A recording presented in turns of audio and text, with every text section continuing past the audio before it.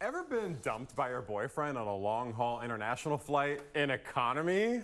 Comedian Zach Zimmerman just wrote a book about it and so many of other life's indignities and injustices. It's called, Is It Hot in Here, or Am I Suffering for All Eternity for the Sins Committed on Earth? Zach is here in San Francisco to talk about gay stuff and the devil. Hi, Zach. Are you busy over there changing scripts? Yeah, you know, just sending a quick email. Want to rip this off. Yep. How are you? I'm doing really well. Good. My out of office is up. Oh, we thank goodness. can talk. It's really good to see you. Likewise. And it's great to see this book, which now you see in airports across the country as you're on your book tour. What is that like? It was in the San Francisco airport when I landed. It's like bumping into like an old hookup. You're like, oh, I didn't know you'd be here. How you been? Can I write my name on you? Okay, let's. Oh wow, yeah. And you've been doing that. Yeah, I try to. Everywhere has a bunch of bookstores have like 3 or 4, and so I'll like sign them in Sharpie and leave a little note inside. Does the clerk try to run you out? I have been run away. Actually, no one asks. Really? I'm like, it's my book. And no one so if anyone out there wants to like randomly go and sign someone's books in the airport and live the fantasy, you can do it. Zach, I want to tell you something. It's San Francisco and like literally anything goes here. So please don't try that in like Birmingham. I know, lids are off here, according to my Starbucks order this morning. I had to say like I wanted a lid. Yeah, well we care about the earth here. I don't know Oh, what it's really? like where you are. But that's kind of our thing. This is the biggest rug pull that I've ever had because I thought this was going to be like a light jaunt through the comedic parts of, you know, our indignities. But instead what happens is you tell a story, it seems very nice and relatable, like going to Paris with your boyfriend, haha! And then you find out that he is cheating on you as he's deleting a text and he dumps you on the way home on a United economy flight. Have you forgiven him for not putting you in at least economy plus? I have not forgiven him, and I have not forgiven United. I've never flown. I got separated on United, and I've never flown it since. Wow. I blame them. But it was a very traumatic experience. Yeah. I'm like afraid of flying, but I wasn't that afraid on this flight because if it went down, he would too. So it was actually kind of a nice thing. He's still living, I assume? He is still living. And have you thought about whether he's read this book yet or will write it? I imagine he'll read it. I offered to change his name. My editor thought I was going to get sued by everyone. So like my old bad boss, I changed their name. Like the twink on the fire escape, I changed his name. It's actually Tyler, not Michael, for anyone who reads the book. But John, I offered to change it, and he was like, no, keep it. And so I was like, okay.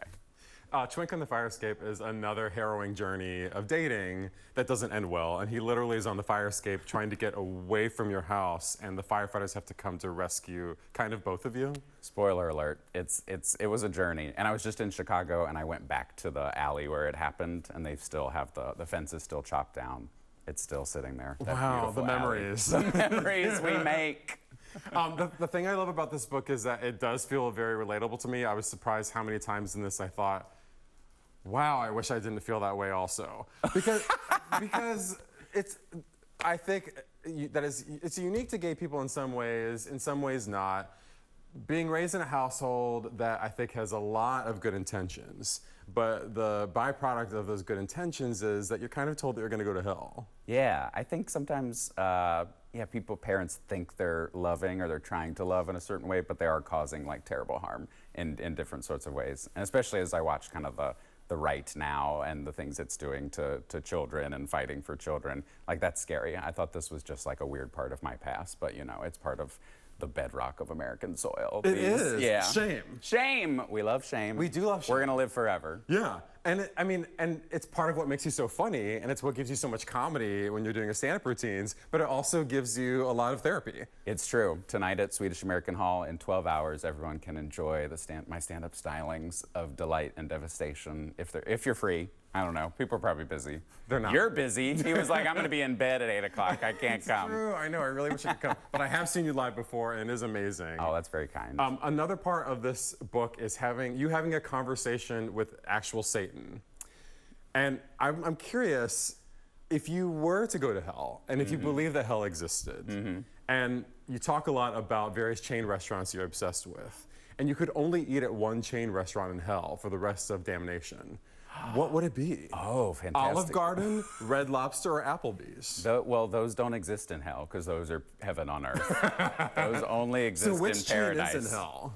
Oh, I don't want to come for Boston Market, but I feel like maybe the Boston Market. It's fresh in my mind because there was an Undercover Boss clip of an employee there. I love Undercover Boss. One of my favorite shows. An employee there was like just hated every customer, and the boss was like, "You can't work here anymore. You can't talk about our customers that way."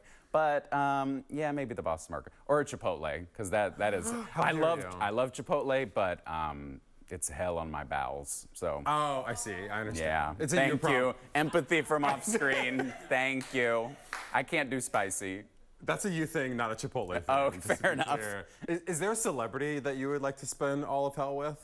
Oh, I'd love to meet Lady Gaga. I would cry if I met her. She's changed my life. I feel like she would do well there. Do well in hell. Yeah, I do. Yeah. She's a survivor. She's a survivor. You know what I mean? Yeah. Oh, she'd run the place by the end of eternity. Yeah, and I feel like she'd have some good looks down there. Yeah, yeah. And Lil Nas is already there, so yeah, they can hang out. Be in good company. Yep.